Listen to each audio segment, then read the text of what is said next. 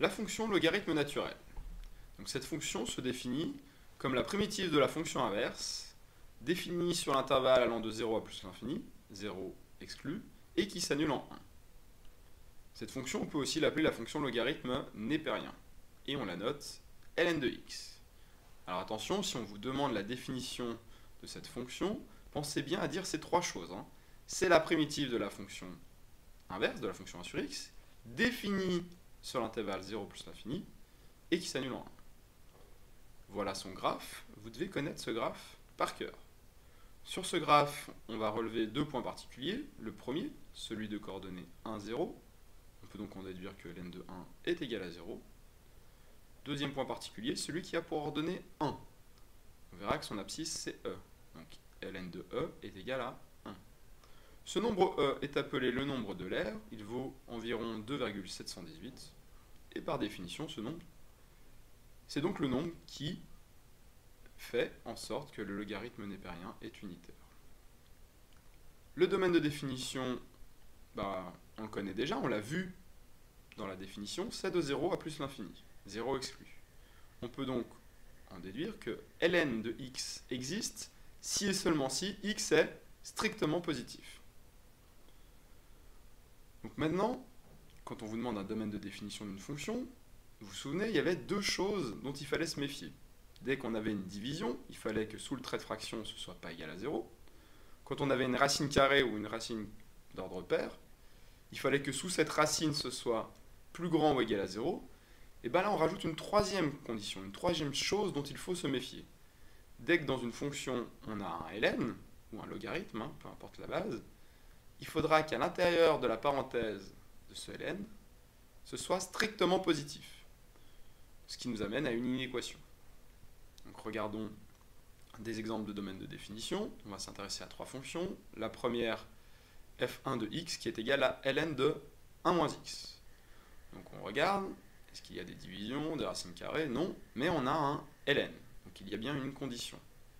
La condition, c'est qu'à l'intérieur de ce ln, à l'intérieur de la parenthèse, que ce soit strictement plus grand que 0. Donc ici, 1 moins x est strictement plus grand que 0. Donc voilà une inéquation à résoudre. Qui dit inéquation dit tableau de signes. Sauf quand cette inéquation est du premier degré, on peut s'éviter un tableau de signes. Ici c'est le cas. On peut se contenter d'isoler x, comme ceci. On arrive à x plus petit que 1. Donc le domaine, c'est de moins l'infini à 1, exclu. Deuxième exemple avec la fonction f2.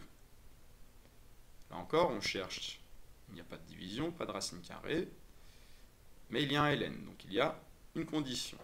À l'intérieur de ce ln, on a x carré moins 4, donc ce x carré moins 4 doit être strictement plus grand que 0. Pour résoudre cette inéquation, ici, on est obligé de faire un tableau de signes. Donc voici le tableau de signes, pas complet encore. Donc pour compléter ce tableau de signes, on va d'abord chercher quand est-ce que x carré moins 4 vaut 0. On résout cette équation, x carré est égal à 4, ce qui nous donne x est égal à plus ou moins 2. Donc on a deux valeurs qui annulent ce polynôme. Maintenant, pour remplir le tableau de signes, vu que c'est un polynôme du second degré, on sait que ce sera du signe de ce qu'il y a devant le x au carré à l'extérieur des zéros. Ici, c'est plus devant le x carré, donc plus à l'extérieur et moins à l'intérieur.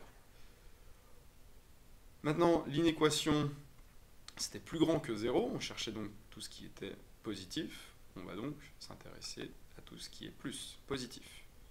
On en déduit le domaine de définition de la fonction f2, de moins l'infini à moins 2, union de 2 à plus l'infini, moins 2 et 2 étant exclus. Troisième exemple, une fonction un petit peu plus compliquée ici, puisque quand on cherche, est-ce qu'il y a une division? Oui. Est-ce qu'il y a une racine carrée? Non. Est-ce qu'il y a un ln? Oui. Donc on a deux conditions, la division et le ln.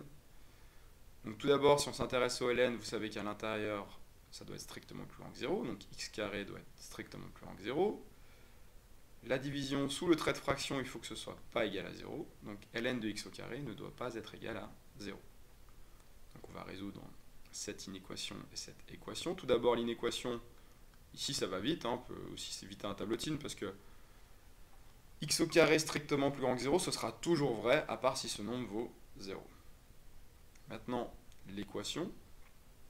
Donc cette équation, il faudrait isoler x.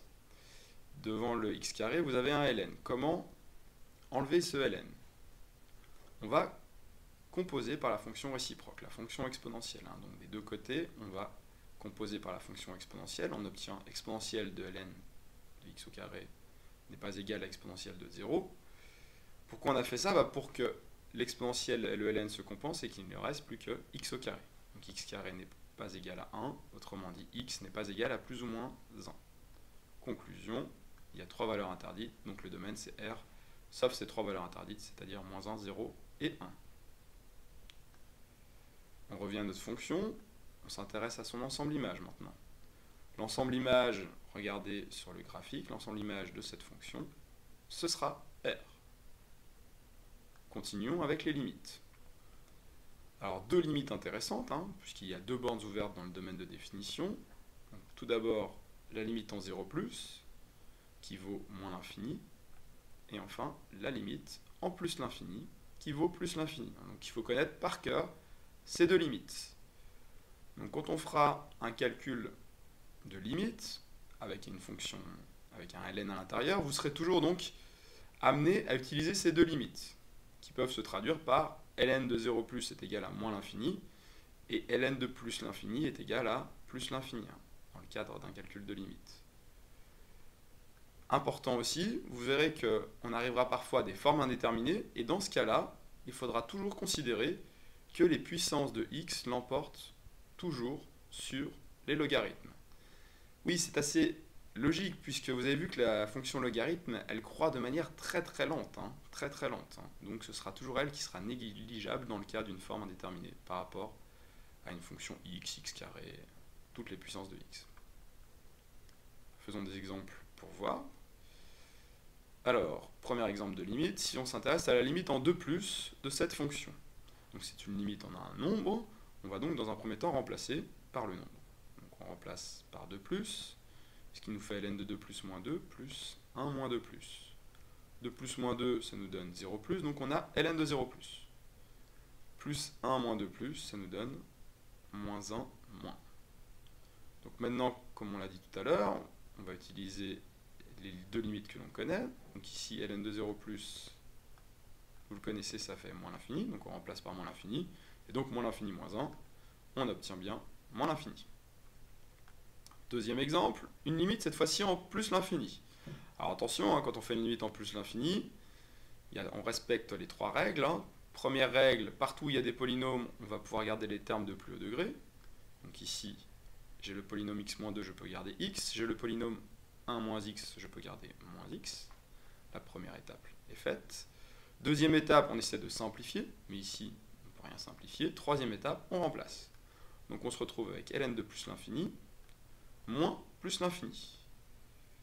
ln de plus l'infini, on a vu que ça valait plus l'infini. Et plus l'infini moins plus l'infini, c'est ce qu'on appelle une forme indéterminée. Donc dans le cadre d'une forme indéterminée, vous savez, on l'a dit tout à l'heure, que les puissances de x allaient l'emporter sur les logarithmes. Donc on va entourer la valeur qui l'emporte. Donc ici, la valeur qui l'emporte, la quantité qui l'emporte, c'est ce que j'entoure, c'est le l'infini qui est ici. Et maintenant que cette quantité l'emporte, autrement dit le plus l'infini étant négligeable, hein, celui qui vient du log, le résultat final, c'est l'infini avec un moins de 1. Troisième limite, limite de ln x sur x, quand x tend vers plus l'infini. Donc je garde les termes de plus haut degré, ici je garde tout, je peux rien simplifier, j'ai donc plus qu'à remplacer. Donc ln de plus l'infini divisé par plus l'infini. ln de plus l'infini, encore une fois, ça fait plus l'infini. Donc je me retrouve avec une forme indéterminée, encore une fois. L'infini sur l'infini, c'est une forme indéterminée. Je vais entourer la quantité qui l'emporte, donc celle qui vient des puissances de x, donc c'est la quantité qui est en dessous, le l'infini qui est en dessous. Et donc finalement, le l'infini qui vient du log, c'est comme s'il était négligeable. Donc on a un nombre négligeable divisé par l'infini. Le résultat final vaut donc 0. La quantité, c'est 0. Maintenant, la règle des signes nous dit que plus divisé par plus, ça fait plus. Donc on obtient 0+. Une dernière limite, en 0+, donc là je remplace, vu que c'est une limite en un nombre, je remplace directement, ln de 0+, sur 0+, ln de 0 plus, ça vaut moins l'infini. Donc je peux remplacer. Et là, je peux directement conclure en fait. Attention, ce n'est pas une forme indéterminée, hein. Vous avez un l'infini divisé par presque 0. Quand on divise par presque 0, ça grandit les choses, hein. Donc un l'infini qui se grandit, ça reste l'infini. Et la règle des signes nous dit moins divisé par plus, ça fait moins. Il nous reste à voir la dérivée. Donc la dérivée de ln de x, c'est 1 sur x, hein. C'est assez évident d'après la définition. Vu que par définition ln de x est la primitive de 1 sur x, forcément, la dérivée de ln de x, c'est 1 sur x. Maintenant, la formule qui est très importante à retenir, c'est quand on a ln d'une fonction. Et bien, on va faire 1 divisé par la fonction fois la dérivée interne, hein. Donc la dérivée de ln de u de x, c'est u' de x divisé par u de x. Voyons quelques exemples.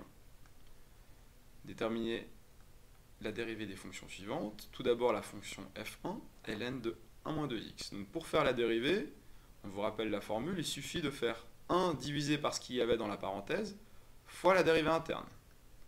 Donc ici, 1 divisé par 1 moins 2x, hein, c'est ce qu'on avait dans la parenthèse, fois la dérivée interne, c'est-à-dire fois la dérivée de la parenthèse. La dérivée de 1 moins 2x, c'est moins 2, donc fois moins 2. Et on peut écrire ça, moins 2 divisé par 1 moins 2x. Autre exemple, une autre dérivée à faire. Donc là, vous voyez que la fonction ln, devant, il y a un nombre 3. Donc vous savez, quand vous avez un nombre devant une fonction et qu'on le dérive, ce nombre ne bouge pas, il va rester devant, donc le 3 va rester devant. Et maintenant, comment je dérive le ln? Je fais 1 sur ce qu'il y avait dans la parenthèse, donc 1 divisé par x carré moins 1, fois la dérivée interne, fois la dérivée de la parenthèse.